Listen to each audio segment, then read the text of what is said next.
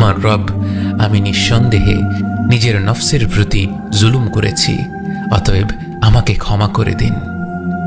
আমরা যারা মনে করি আমরা অনেক গুনাহ করেছি, আমাদের আর আশা নেই, তাদের অবশ্যই উচিত মূসা আলাইহিস সালামের ঘটনাটি নিয়ে চিন্তা করা।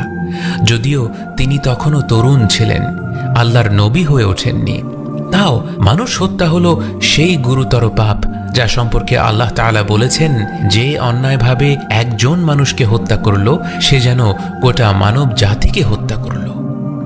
এমন একটি কাজ করে ফেলার পর মূসা আলাইহিস সালামের তাৎক্ষণিক প্রতিক্রিয়া ছিল আল্লাহর কাছেই ফেরা, আল্লাহর কাছেই ক্ষমা চাওয়া।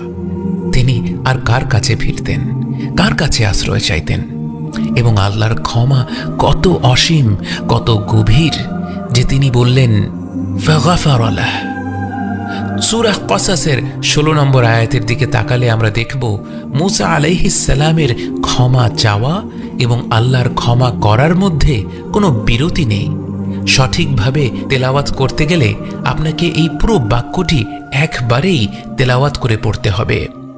قال رب إني ظلمت نفسي فاغفر لي فغفر له।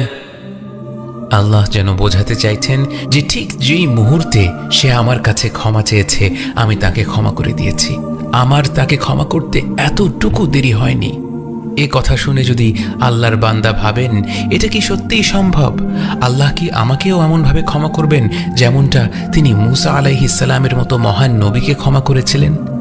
আল্লাহ যেন সেই আশঙ্কাকে উদ্দেশ্য করেই আয়াতটির পরের অংশেই আমাদের মনে করিয়ে দিলেন, إنه هو الغفور الرحيم।